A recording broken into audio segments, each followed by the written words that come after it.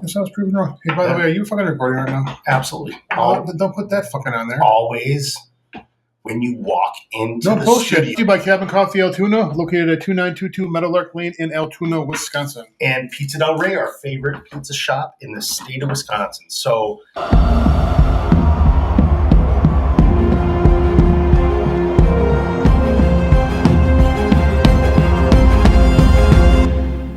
we're coming off a national championship here where the Buckeyes outdid Notre Dame. It was a very big football weekend. It was huge between the college football playoffs, the NFL, the stuff we're going to get into with the NFL. But Ohio State beat Notre Dame 34-23. I just think the better team won. I think that's the easiest way to say it. Notre Dame fought their balls off, and they did what they could to try and stay in the game. There were a couple things that with Coach Freeman that was brought up about him going for the field goal with like 9.5 minutes to go in the fourth quarter. And John, you and I both know at that point in the game, you're down by that much. You got to get points. Right. You got to get points that are guaranteed. You got to get points to get that momentum. Like there's these people on the internet talking about momentum's not real. It is fucking. And I just started laughing. I'm like, come on. Have you ever played sports or football? There's a pendulum of momentum that swings in your favor and against your favor several times a quarter and up 10 times a game. And, and as players, you could feel it. 100%. You know? 100%. And to go down there, and if they were able to achieve those 3 points, I'm not saying they're going to win the game, but at least you keep the momentum going in your favor. You're doing good on offense. You're doing good on defense. Mm-hmm. You're starting to bring the game back to where you want it to be. Boom, there's 3 more points. Now you're not doing the math in your head. We got to score 8 points every time we score a touchdown and a 2-point conversion. You're just churning. And for the people on the internet to bring that up, I thought that was nonsense. I feel bad for the kicker, but I don't. And we've talked about this before. Okay. You know, they gave his stats before, and I think he's missed some PATs and stuff in regular season. And like I said, I understand the humanity part of it. Nobody wants to lose on a big stage. However, all you do is kick. Yep. That is your job. When we're in a fist fight and you know, going teams full pack scrimmage, yada, yada, yada, and getting our asses kicked every day at practice, you're kicking. Okay, I don't know the excuse. I feel bad for the guy, but in a way I don't because kickers. It's the same. It's the same as a guard or a center or a tackle giving up a sack on the Hail Mary. Yep. You just don't do that. Yep. I mean, that's the play to win the game, and you got to do. I mean, I'd honestly rather a guy get a holding call than give up a sack, and you just don't do it. And he missed it, and it is what it is. Yep. Now, on the positives with Ohio State, Jeremiah Smith. He had that, they're calling it a half a orbit. I called it a fake counter where he came back to the quarterback, reverse field, and there was zero coverage on him. Scored a touchdown. Yep. This dude is legit. He passed Terry Glenn's freshman touchdown record with 14. And I bring up Terry Glenn because I actually played with in Green Bay. Terry has since passed away. But Terry Glenn, a great football player, great wide receiver. So you got that. Then you go into the thing I want to end the game with is the Gatorade bath. Okay. And we had talked about this before. I know. They're Ohio State. Yep. Similar to Wisconsin, our colors are red. Yep. What colors did we have that we drank Gatorade or Badger Max or whatever every school wants to call it? What colors do you remember having? I remember red and orange, and that's it. I agree with you. So in the dumping of the Gatorade, they had green. Mm-hmm. Now, here's where I bring up, how much does gambling actually come in to all sports? Okay. And this right here is the perfect example. Why green? I understand your perspective, but you are also a conspiracy theorist, and you're from the East Coast and, you know, mob ties and that just whole kind of persona that you exemplify with that giant nose of yours and, you know, the Italian accent. And I don't know. I didn't put that much thought into it, to be honest with you. But here we are talking about it on the podcast. So here's my thing: when it comes to these big games, there's everything gambling wise to the national anthem, to the coin toss, to the who's going to score the first touchdown, to all this and that. And one of them is the color of the Gatorade, and it's a known fact. Any bettor knows that there's a bet on what color the Gatorade is going to be. And for it to be green, it just, I don't know. So let me ask you I feel like somebody did it because they knew somebody was putting a good amount of money on it. Do you think that the mob shook down the water boy beforehand and, threatened his family or swim with the fishes or, put a horse head in his bed if he didn't freaking put in green Gatorade so that they won the... So I won't go as far as that. Okay. But let me give you this scenario. Kind of the path you're going me give you this scenario and you tell me what you think. If you're the water boy at Ohio State and I say to you, hey, Joe, you guys got a good chance of winning the game. The bet is crazy. And I don't know how odds play out. I got to talk to my bookmaker in Florida. But the way odds play out, you pick a color that's not in the top 3. And I say, hey, just put one Gatorade can this color. And I'm going to bet a ton on it. And then I'm going to split it with you. Mm-hmm. Would you do it? I mean, it's just Gatorade. You're not mixing. It's still the same fluid that the coaches and the nutrient people want the players to have.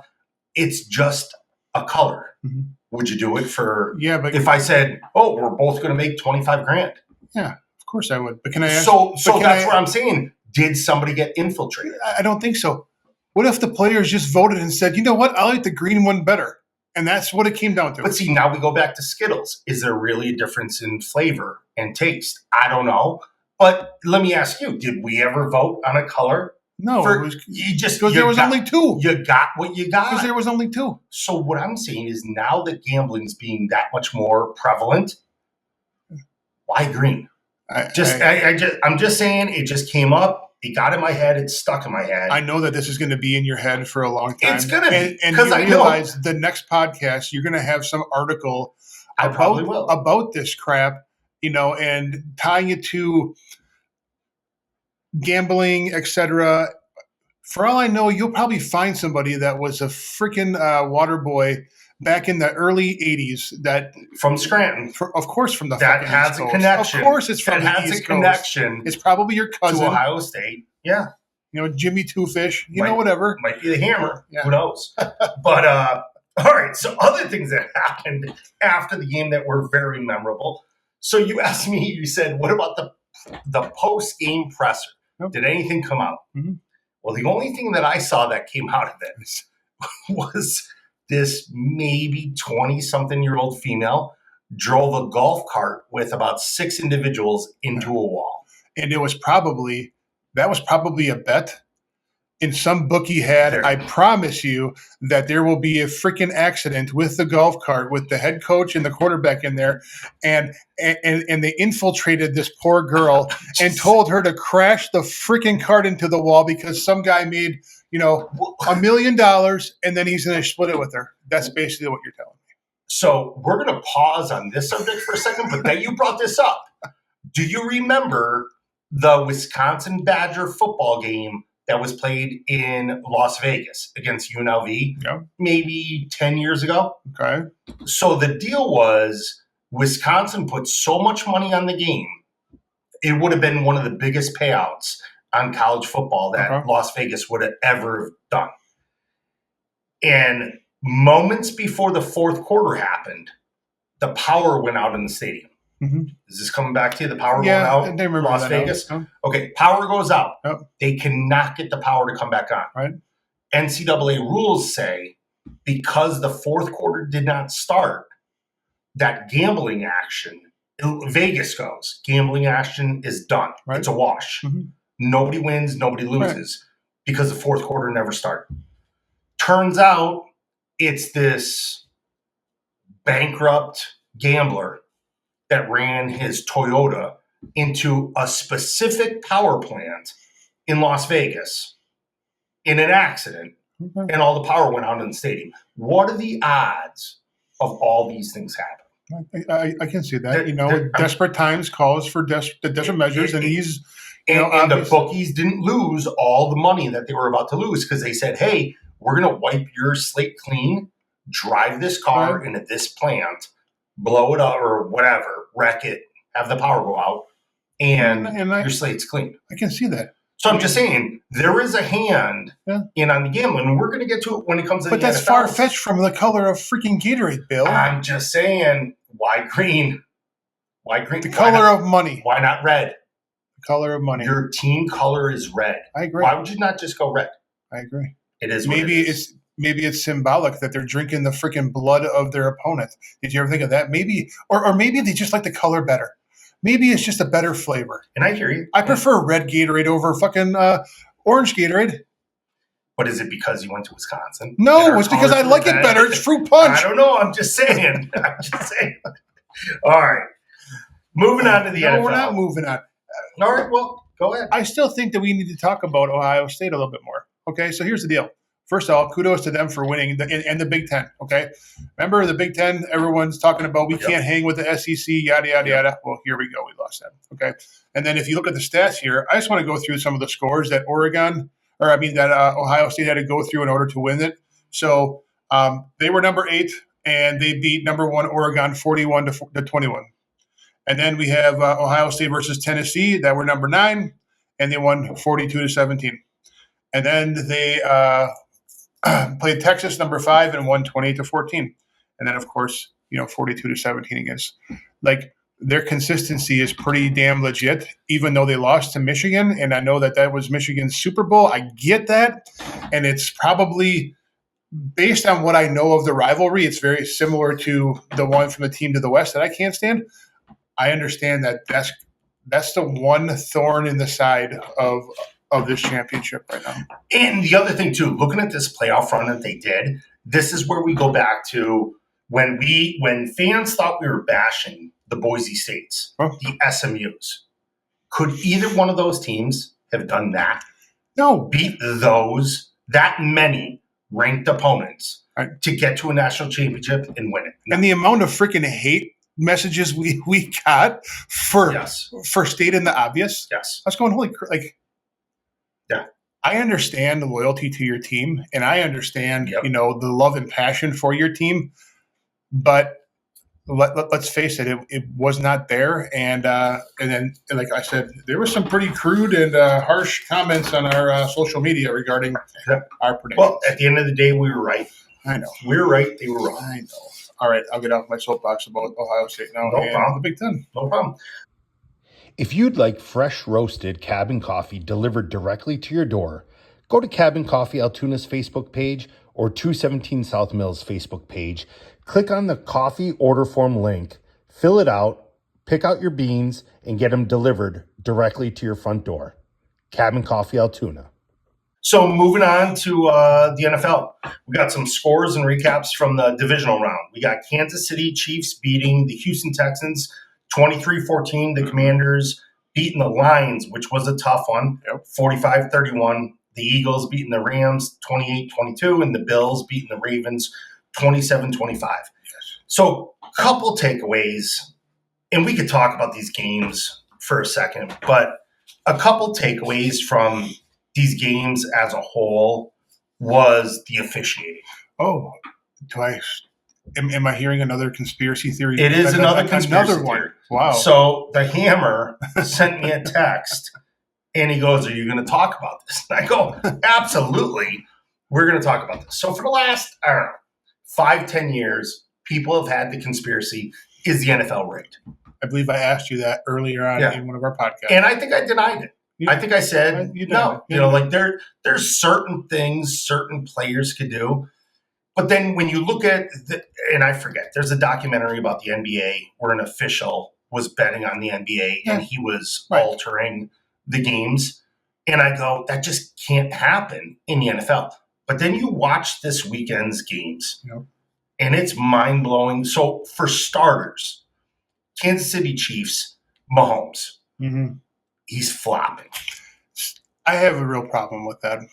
I often thought when I used to, and again, I don't watch soccer, but you'd watch the World Cup and watch the highlight and watch the flops, and I said, how immature and idiotic is that where you pretend and act like you got your leg blown off and it's all for dramatic effect. And I always thought to myself, at least we don't do that in the NFL. Fast forward, now we have LeBron James that does it several times a game. Yep. Again, zero respect face for that. The face of the NBA. Face of the NBA, which, and again, I cringe when I see it. And my thought process was, well, at least it's not in the NFL. Yep. And here we are, staring us right in the face that we're going to do this dramatic flopping, and it just makes me sick. It is, and it's, I don't know, it's a buffer approach where it's so bad where he is slowing down as he's going out of bounds, hoping to get hit. Contact. To get that personal foul call. So you got that number one, shame on him. Mm-hmm. He's the face of the NFL. I agree.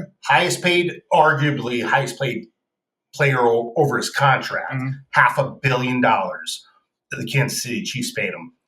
And he's flopping. Number two, though, is the way the officials officiate a Kansas City Chiefs game. I agree. We watched it, and with the Texans, you got two Texan players hitting each other, making contact on each other. Right. Barely any contact on him. Who decides to slide late?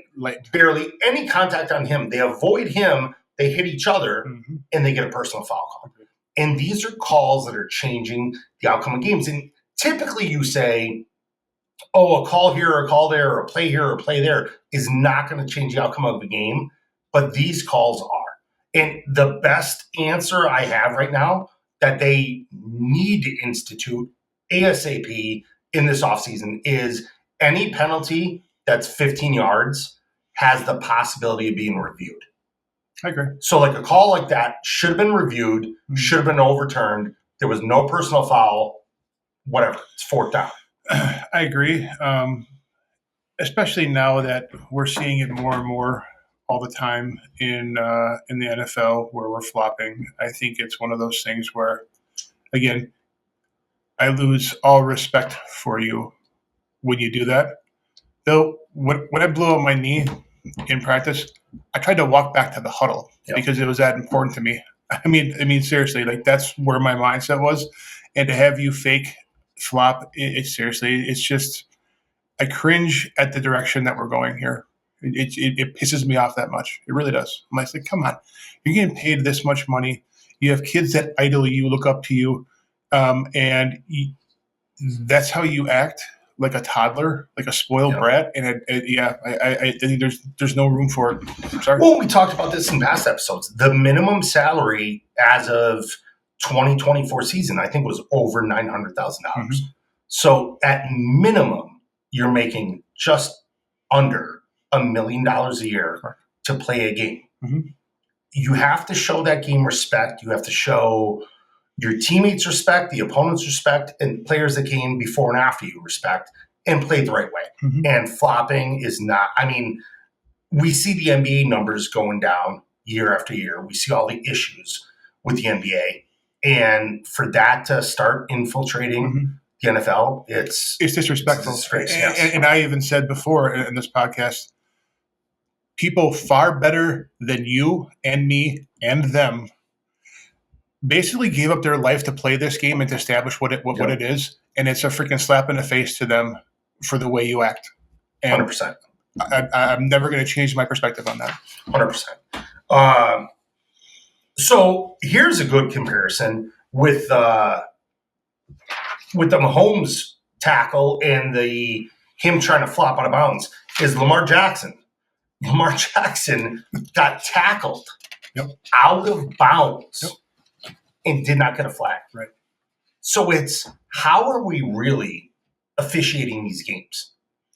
You know, it's just like, what? Like, does this go back to is it literally the conspiracy that Goodell and the owners want the Chiefs in the Super Bowl?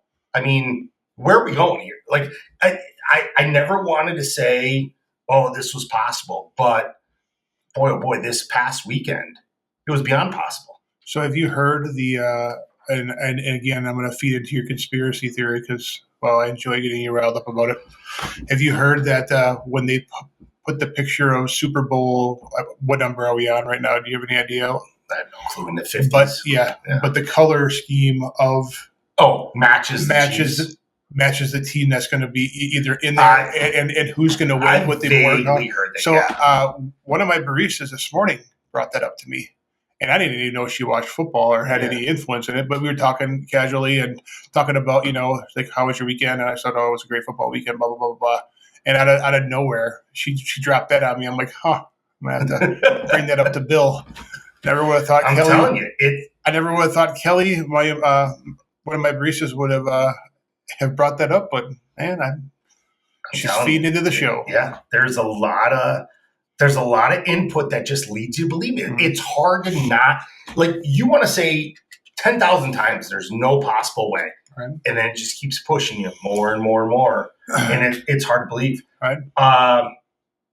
The other thing I want to mention from this weekend, the Commanders with Detroit. Mm-hmm. So Detroit, I mean, yeah, you could say they laid an egg. Yep. At the same time, too, I saw some numbers. It was like, of the starters on defense, I think from week 1, I think 7 of them were out for the game. I think backups on defense from week 1, I think 5 of them were out for the game. Mm-hmm. So technically, in this playoff game, they were playing with a third string, if not fourth string player, which, I mean, kudos to them for making it as long as they did. Mm-hmm. At the same time, too, you're in the big boy league. Yeah. You want to be the best, you got to beat the best. Next man up. And they didn't show up. Well, 5 turnovers. At the time. There's no way if you turn the ball over 5 times we say it all day time. Long. Yes. Win the turnover battle, you win the game. That was part of our speech almost every freaking weekend when we were at Wisconsin. Absolutely. You win the turnover battle, you win the game. And you dominate the line of scrimmage, you win the game. Like, it's not there's no secret sauce. And unfortunately, like I said, I was rooting for the Lions just because I think Dan Campbell is a freaking stud, and I root for the underdogs, although there was kind of 2 underdogs there because Commanders are kind of underdogs too. Correct. I mean, but I was rooting for the Lions just because they haven't had the opportunity yet, and that's the reason why. And well, I'll tell you a funny story with the Commanders. So my consigliere out in Virginia said to me about Jaden Daniels. Mm-hmm. Quarterback for the Commanders, or Redskins, as I like to call them. Please call them the Redskins. They're the Redskins. Yes. A couple weeks ago, he said, you got to start watching Jaden Daniels. And the funny comment that he texted me the other night was, I told you to buy Amazon 10 years ago, which he never did. But he goes, this is the same scenario. Buy stock in Jaden Daniels. And I'll tell you what, this kid is lighting it up. Mm-hmm. He's a rookie. And he's playing like an all-pro. He's just out there. He's doing everything right, making the right decisions. And I think he got on the map with that Hail Mary against Chicago. No. And I think everyone was like, well, it was a Hail Mary. But it worked. But then every day since then, when you watch him, he's doing the right things. He's finding success. His poise is what I think is unbelievable. Yes. At such a young age, you don't find guys that relaxed, smiling, having a good time on the field. Correct. We both have been in situations where we were the backup and we had to go into the game, and and even like as a starter, how nerve-wracking the games are beforehand. I mean, absolutely. They're pretty tense. The mental. The guy just does not seem to. He just doesn't have a care in the world, and it's just doing it like it's so natural for him. So kudos to him. Absolutely. Moving on to the new hires. Some of these hires with the NFL, especially Ben Johnson, the OC, the offense coordinator from Detroit. Here's my thing with him. So he just took the job with the Bears, and they're starting to say this is the beginning of the domino effect. Now that he's been hired, everybody else start to get hired. I'm concerned. The reason I'm concerned, I know we joke a lot about Caleb Williams. You just don't like his fingernails painted. I don't like, I absolutely do not like that 100%. And I'm with you, but you're just more vocal about it. Okay. Number 2, they don't have a good O-line. Right. And I'm just, from 2 linemen to a team, they don't have a good O-line. So you bring in a phenomenal play caller, I just see challenges. Mm-hmm. Like, you got to go out and fix that O-line. Because you can have phenomenal play calls, but if you can't phenomenally execute them, you're in the exact same boat as you were in. You could have all the athletes you want, and you could have the best play call known to man. Mm-hmm. But now, let's look at it. Chicago versus Detroit. Right. Detroit's got one hell of an O-line. Yeah. Detroit's blocking their asses off. Mm-hmm. They got a hell of an O-line. They got running backs that block. They got receivers that block. Mm-hmm. And to have that combination of all three of those phases, O-line, running backs, and receivers, all blocking, whether it's a run play or a pass play, that's success. Right. The Bears don't have that right now. Okay. So you go in there, and like we just said, you go in there calling the best play known to man, execution is step number 2. And I don't care how good of an offense you have or how good of a football team is, without a front 5 blocking, your foundation. I think Jim Harbaugh was talking about it in an interview I watched recently. He said the most important position is your offensive line, and that's where it starts. You know, and again, we're not bragging, but people could say we're biased, but it just is what it is. Just like we'd say we want our defense to start with the front 7 and the D line. If you don't have a good D line pressuring that quarterback, you don't have a defense. Yep, absolutely. I mean, it just is what it is. The old adage, it starts up front. Mm-hmm. It's true. We're not making it up. We're not saying it because we played the position. It is true. It starts up front. It's not imaginary like that whole momentum thing. Exactly. Oh, my Lord. I'm telling you, some of these people on the internet, I literally want to say, come on out to the podcast. We got to talk to you. Come down to the studio. We got to talk to you one-on-one. But so here's my other thing with these coaching hires is, so Aaron Glenn, the defense coordinator for Detroit, is another top guy on the list for hires. And I think the Raiders are one of his top teams. Right. Now, a couple things. One, you got the whole Deion factor, Deion Sanders. So Deion, I really think, is touching his toes in the waters saying, does this make sense for me to coach in the NFL? One, we already said on a couple posts, he's going to make sure his son, Shedeur, does not play for a team that he doesn't want him to play for, which, like he openly said, I've seen behind the curtains. I know good teams. I know bad teams. I don't want to put them in a bad spot.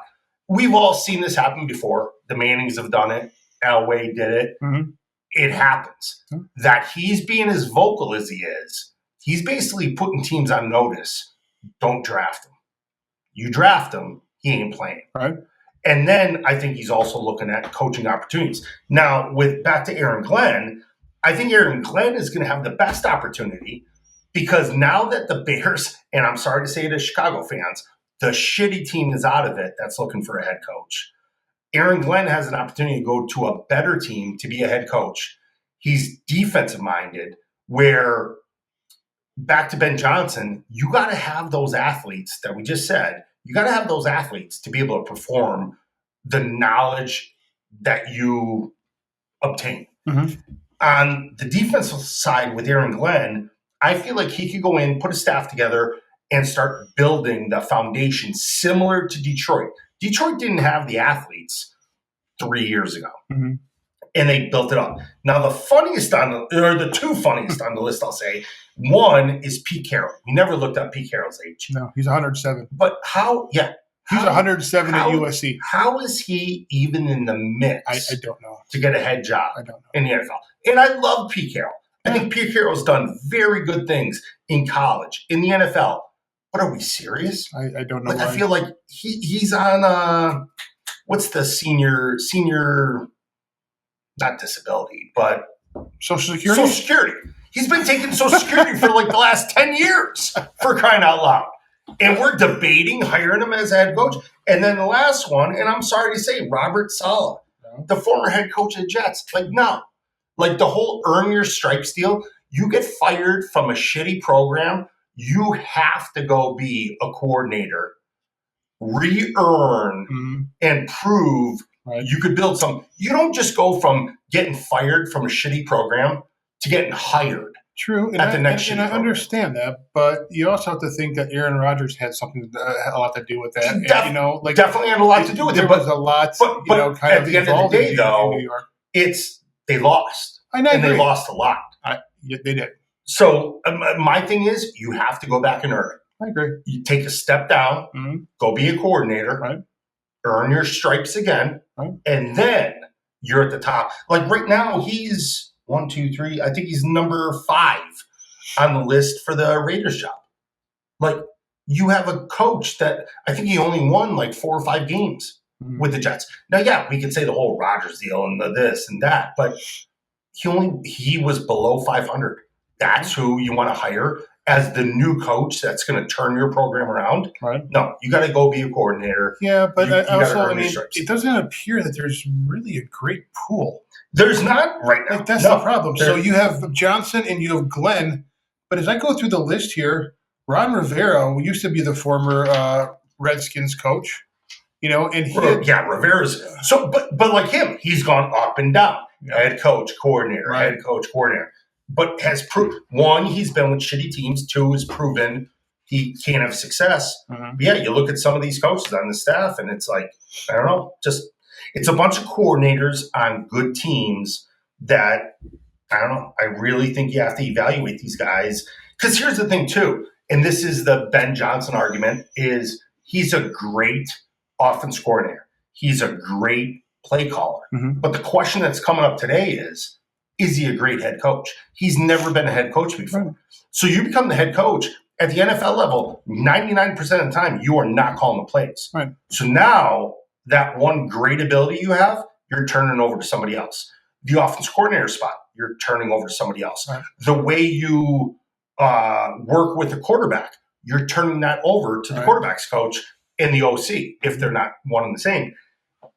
So it's how I just don't know. I feel like part of me goes, I think Ben Johnson, and maybe we do this on this podcast, Ben Johnson is the test subject to say, should you have stayed as an OC and been one of the best OCs ever to coach? Or are you going to get fired in 4 years or 3 years? Again, it's one of those things. Like, if you don't throw your hat in the ring and this is what you want to do, you got to do it. You got to give it a try. And then worst case scenario, let's say he shits the bed at with Chicago, which, again, it's the Bears, so probably going to happen. He probably will. Sorry, Pat, my brother. And it's the truth. And sorry, Stacy, too. She's a fan. I know. But he can always go back and become an OC and hopefully still have that kind of a mentality and be able to perform. So he could. It's taking a shot, man. And I understand what you're saying. I don't know. They got to do major changes to see success. And it's not just bringing in a guy that has called good plays on a really good team. And I understand that. But I'm almost excited for him. And again, not because I'm a Bears fan, but that is a pretty hallowed organization with the history that they have there. Correct. And I'm not just talking about the 85 Bears because I don't refer to them, but you look at all the players that were there, the Walter Paytons and the Dick Butkusses of the world. And like I said, so, I mean, it's a great opportunity. I know you don't like the quarterbacks. And those are the 85 Bears. Caleb Williams. But everybody you just mentioned. Butkus. Butkus wasn't on the 85 Bears, was he? I think he was. There's no freaking way. I think he was. No, it was Singletary. Yeah, you're right. Of course I'm freaking right. Butkus was way over. Yeah, you're right. Your nose is clouding your judgment right now. So, if you'd like fresh roasted cabin coffee delivered directly to your door, go to Cabin Coffee Altoona's Facebook page or 217 South Mills Facebook page. Click on the coffee order form link, fill it out, pick out your beans, and get them delivered directly to your front door. Cabin Coffee Altoona. But I do think that, this could be a chance for him to prove himself. And it is. And like I said, I think it's a great test to see, let's bring it all back and understand, do great OCs make great coaches? I don't know. Maybe. And at the same time, too, the one thing I failed to look up was, does he have a football background? Right. Is he one of those geniuses that knows how to call plays? Right. Or is he, here's the difference. Dan Campbell, and I know but I got to meet him. I know him a little bit. We talk about him a lot. Dan Campbell played the game. I know. He knows the losing. He knows the winning. Mm-hmm. He knows the work you got to put in. Right. He understands all that shit. Right. As opposed to, and I'm not saying this with Ben Johnson just because I didn't do the research, but does Ben Johnson have that background? Or does Ben Johnson know how to draw plays up on a computer or a dry erase board that have success? Well, there's a big difference between those. Is it a possibility that maybe he's going to take a player 17 out of Dan Campbell's book on how to be a head coach? And I'm sure he's going to implement a lot of the same things that have worked at Detroit, turn that franchise around. And I'm sure that they're going to have that conversation. And I'm sure he's going to implement a lot of things that have proven to work in his tenure with the Lions. Absolutely. And I agree with that. And I think that's part of why he got hired, is he's coming from a great organization like that. But at the end of the day, he's going to have to prove it. True. So we'll see what happens. Well, I wish him luck. Absolutely. I really do. All right. Well, I'll jump in. I don't really care about. We could finish up with the. I don't really care where Mike McCarthy goes, to be honest with you. I truly could give a shit less. I never thought he was a good coach anyway. Even at Green Bay, I thought he sucked. So I didn't play for him, but here's my take on him. I feel like he's a good manager. He knows how to run a program. But I think Dallas was the perfect example of what Mike McCarthy does. I mean, nothing great, nothing horrible. Granted, you could argue he had the injuries with Dak Prescott in Dallas, but it was just like, ain't gonna, like, he went to a Super Bowl with Aaron Rodgers, a really, really good Green Bay Packer team. But you give him an average team or a little bit above average team, and that's the type of coach he's average to a little bit above average, is my opinion. Right, but then you also look, like, I don't know of a coach that has succeeded in Dallas under Jerry Jones. Name one. True, yeah, it goes all the way back to Jimmy Johnson. Jimmy Johnson, yeah. That was forever ago. That's when we were kids. I mean, like, I think there's a lot of external pressures and internal pressures of what you need to do from the owner, who should have a freaking say in it. And I think with technology, with social media, I think we're seeing a lot more of how much his hand is on the organization than what we used to see. We all knew it, but we didn't see it back then. Where, like, even just something as simple as earlier this season, I think one of their punt returners fumbled a punt because the sun was in their eyes. And it came out to be Jerry didn't want to close the roof. Because he wanted the sun to come through. Like, that is freaking nonsense. Like, we're putting the view and the what you see above winning. Like, just absolutely crazy. Agreed. So the one thing I got, and then we could jump to your last thing, is the American tennis player, Danielle Collins. Yes. I fell in love with her over the weekend. I saw her clip. She got booed at the Australian, I think the Australian Open it was called. It was. And she basically thanked the fans, kissed her hand, slapped her butt, told them afterwards, the best line I heard was, "We love going on 5-star vacations, and you just paid for our portion of our next 5-star vacation." Just telling the fans, and here's my take. Once you, and this is what gets a little funny with college now with the whole NIL and the collective and all that stuff. I always said, if players are not getting paid to play their sport, you don't have a right to boo them, judge them, talk negatively about them. But as soon as they start earning money, you could hands off. You can do whatever you want. You want to boo a player, boom. I agree. Like, just like today, like, the cheapest guy in the NFL is making just under $1 million, bare minimum, to play a game. You want to boom, boom. And just like her, I think she won, what was it, $180,000 US by winning that one match. You want to boo her. But she also has the right to say, just that you're having fun, I'm having fun too. And because all your butts are in these seats, I'm using those ticket sales that I'm getting paid the money for to go on a 5-star vacation. Absolutely. I agree. And like I said, this is nothing new in tennis. No. I'm going to pull out a name that surprised me that you didn't know who the hell it was.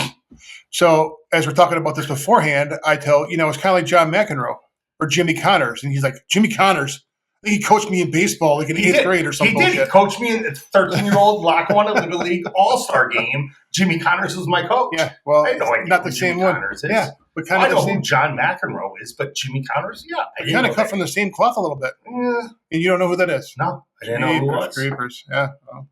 Didn't know. Sorry, Jimmy. Yeah. I know who you are. Iconic. All right, and the last thing, Riley Leonard points to his wristband, which says Matthew 23:12. And we looked up what that was, and whoever exalts him will be humbled, and whoever humbles himself will be exalted. I think you touched on this before, that there's been it seems like a lot more religious reflection in some of the players and their post-game celebrations. And let's face it, Tim Tebow started out with the John 3:16, and it's kind of carried momentum. I was super impressed with Ohio State. And again, you get a perception of Ohio State that they're all a bunch of thugs. It's a football factory. They're there for 2 years. They're not going to work. Their eligibility doesn't mean shit because they're going to be there for 2 years and they're going to the NFL because that's what it was. Correct. For so long, right? Correct. And now you find out when you go behind the scenes here that there's a heavy faith presence in that team. And I, for one, love it. I think it's important. And I know that I can't do the things that I do or run a coffee shop without a higher power that I believe in. But it's one of those things where, again, I kind of pulled back the veil on my eyes going, here they aren't a bunch of shitheads and a bunch of assholes and a bunch of thugs. There's actually some really good things happening at Ohio State. So I was more and more impressed with them this year. It opened my eyes than it ever has before. Correct. And I agree with you. And it was not just Ohio State, it's Notre Dame, and it was all through the college football playoffs. No matter how much woke ESPN does want to show it, they did start showing it a little bit at the end. But for how many times they didn't want to show, whether it was appreciation towards the country, appreciation towards individuals' faith, but players are showing it. Players are praying. Teams are praying. They're talking about Bible studies. And it's not just a symbolic take a knee in a circle at the end of the game. It's more than that. It's players having relationships with Christ. It's players talking about it. It's players talking about their faith and sharing their message, which I think that's the big thing, especially for me, that I've learned, is it's not just so much you having that relationship, but it's sharing that relationship so others learn it. And I think what they're doing now as individuals, whether they realize it or not, I think they're affecting many people's lives, which is unbelievable to watch. I agree. And in a positive way. And in a time when it seems like this world, there's not a whole lot of positive things going on. You turn on the news and all you see is this negative crap all the time. Or you see Pat Mahomes doing the flop thing, which, again, gives sports, in my opinion, a black eye. And then you have something like, these young adults that are influential to a lot of people and are taking the reins on that and running with it and showing what a true good person looks like, who is a believer and has faith. I think it's awesome. And kudos to the coaches, the parents, and the players for taking a stand and doing that. I absolutely love it. 100% agree. Well, sounds good. Well, that wraps up another episode. Tune in next time for another episode of 217 South Mills. We're going to thank our sponsors, Cabin Coffee Altoona, located at 2922 Meadowlark Lane in Altoona. Pizza Del Rey. You got to cut me off. I'm sorry. I did cut you off. And Pizza Del Rey, located in Eau Claire, Wisconsin. See you next time. Take care. Thank you for listening to another episode of 217 South Mills. If you like what you heard, smash the like and follow buttons on Apple Podcasts, Spotify, Facebook, Instagram, TikTok, LinkedIn, and X. We'd like to thank our sponsor, Cabin Coffee Altoona. Tune in next time, folks.